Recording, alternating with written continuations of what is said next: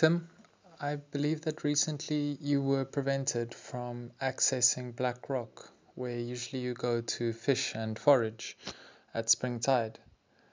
Could you please comment on this and tell us a bit about the situation? Thank you, Nick. Yes, I would.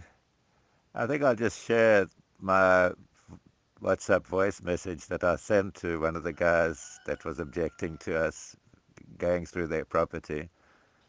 But first, I just better give a little bit of background so it can be a bit understandable.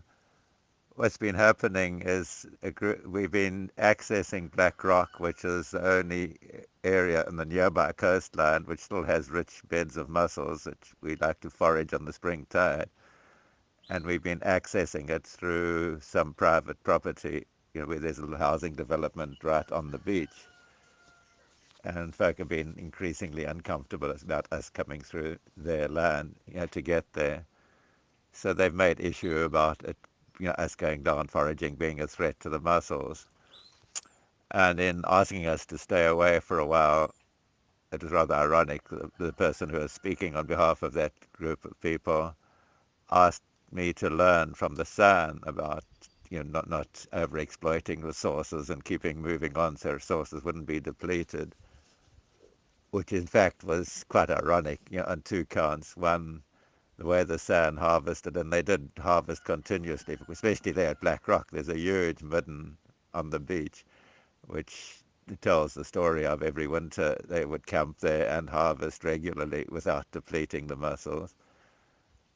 And the other reason it's very ironic that they should say so, because their real issue was around private ownership of the land that we're crossing to get there, not really so much the mussels that they claim we're depleting. And the very idea of private ownership of land was anathema to the San, who very much saw themselves as part of nature and behaved accordingly. That's why they acted as predators on the mussels, and their relationship was beneficial to the mussels in exactly the same way as the grazing animals grazing on the grasslands was beneficial to the grasslands, and these amazing grasslands evolved also because of the action of the predators who made the game act in that specific way. So just to put in a nutshell, in nature and when you're living in balance with nature, when you're collecting resources, it has a beneficial effect because you're not acting against nature, you're acting as part of nature, and everything in nature supports it and enriches each other. And that's what the San knew when they felt concerned about this worldview that we were bringing in, and particularly the idea of putting up fences and claiming land as your own. They knew that that would destroy the land, and actually voiced that concern and met with quite a violent response. People were executed for trying to bring that awareness to our Western consciousness. So it is highly ironic that they should use that statement about the San as a reason to support their not wanting us to go there. So I think I'll just share then what my response to Algie was to that request. Thank you. Algie, when you said I should learn from the Bushmen, about resources, it struck a very deep chord for me because I think that's actually exactly what I have done in my life. From early childhood, I used to spend all my holidays at our sea camp at Gologamoth, just north of the Cape, and we used to witness every spring tide the local Xhosa folk coming down to harvest mussels, and everyone thought it was terrible what they were doing. They used to go with old car springs and just scrape mussels and sack by the sackful to take home and eat. And everyone, the wisdom of our society was that they were harming and damaging. But I realized after many years of watching this happening that they weren't depleting the mussels harvesting in that way. In fact, it was a more amenable from the mussels perspective than the way we just pick a few mussels off and leave all the rest on the rocks. They were scraping areas clear, which were then immediately seeded by new spawn of mussels, which would have nowhere to attach if there weren't those clear areas. So those mussel beds remained incredibly productive years and years without any visible sign of depletion in all the years of my early childhood that I remember going there every year. I was also very fascinated by the Strandloper, or Bushmen as you call them. We called them Strandloper in those days, who had lived along that coast in previous times. They're huge middens. And in those days, they were still littered with pieces of fragments of pottery and stuff, which I used to spend hours sifting through and trying to piece together. And I was just fascinated by these people and wanted to know who they were and how they'd lived. So later on, as I got older, I read up quite a lot. I listened to stories from the old Xhosa people who still carried some memory of them. And I realized what the Xhosa were doing was they'd learned from the San how to harvest mussels. And if you look deeply into that midden, it tells a real story. That's, a lot of my information has come from archaeological exploration of those middens and a little bit of history that's been written and recorded about the San. And also, as I said, the stories that the elder Xhosa still tell, and especially in their songs and stuff like that. We have collected this information. But what the Bushmen used to do, they used to hunt in the interior, and their grasslands were incredibly rich. I mean, we had thousands of millions of livestock feeding on those grasslands. And the principle there was that heavy grazing, in short duration, actually stimulated those grasslands and made them as rich as they were. And they reckon the Karoo alone had 200 million springbuck when the settlers first arrived and traveled through there. And all that grassland and all those animals are gone now. But the San had a deep understanding of the abundance that nature provided if you were in harmony with nature, and their worldview was so different to ours that we found it quite foreign and rejected quite violently when they tried to share their wisdom with us as we started settling in this country.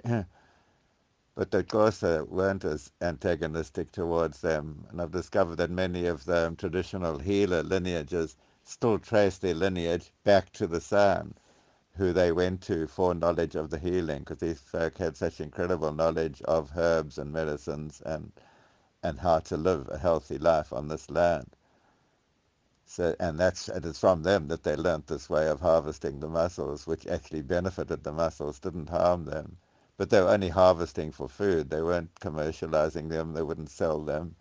In fact, even in Xhosa culture, from learning from the San, I've heard old people say food is never sold. They actually shocked at the idea of commodifying food. Food is not something sold. Food is the abundance that the earth feeds us with. So yeah, I think I have a pretty good idea of how the San lived. They used to travel, and as I say, hunting in the interior, the vast herds of game. That's what they lived in the summer, but it was too cold for them in the winter. They had moved on to the coast, and they would camp. And if you look at that midden there at Black Rock, and if you dug into it, you'd realize it tells the story of thousands of years of them coming to that spot and harvesting mussels. Mussels was their staple food. When they couldn't reach the mussels, they'd also eat things like limpets and that, because you can't get to the mussels except at the spring low tides and all other kinds of shellfish. But mussels was their staple food, and they never depleted those mussels. They were there for thousands of years, with them harvesting quite heavily every spring tide during the winter months. So yeah, we have to really look, well, why have the mussels disappeared? I don't know if you've thought about it. Why at Hugga Hugga, for example, where no shellfish have been taken for a very long time, they've got that research area from the river to the hotel, and there's no mussels growing there, and no one's been harvesting there. You say you've been in the area for 40 years. You must know that between 30 and 40 years ago, a survey was done of all the river estuaries along the entire South African coastline. And the estuary at Double Mouth and one other, I don't know where it was, were one of only two estuaries at that stage were still pristine. Unfortunately, it no longer has that status. It's been destroyed like every other estuary on our entire coastline. We don't have any pristine estuaries left on our coastline. And what the San understood deeply was that nature is this incredible interconnected web. When you interfere with any strand of it, the rest comes unraveled. And it's what we're putting into the sea that's killing it, not what we're taking out of it. It's all the pollution we're putting into the sea. The New York Times, some time ago, also about 30 years ago, did a survey of the world's oceans, and it was quite a shocking finding that huge areas of our oceans have gone back to conditions of hundreds of millions of years ago. The primitive slimes and early life forms are dominating, and the abundant life form, like we know, like the mussels and the fish and the kind of stuff we know now, are disappearing. And it's and what really brought home the understanding of how that dynamic works was a friend of mine who used to camp with us often at Double Mouth when I was bringing up my kids, and we spent a lot of time at Double Mouth and at Black Rock and harvesting mussels from there for many years and not seeing those being depleted. So I don't really believe that those mussels are being depleted. They're prolific there because conditions are really good there. The water's still clean and unpolluted. It's beautifully oxygenated by the wave action that pounds on those rocks. So it's a rich place for mussels, and they grow there prolifically. They're certainly not being depleted by the little bit of harvesting we're doing. Yeah, but where was I going with this? It was to do with how it's what we're putting into the sea is what's destroying the mussels, not what we're taking out. And there's an incredible amount of pollution going into the sea.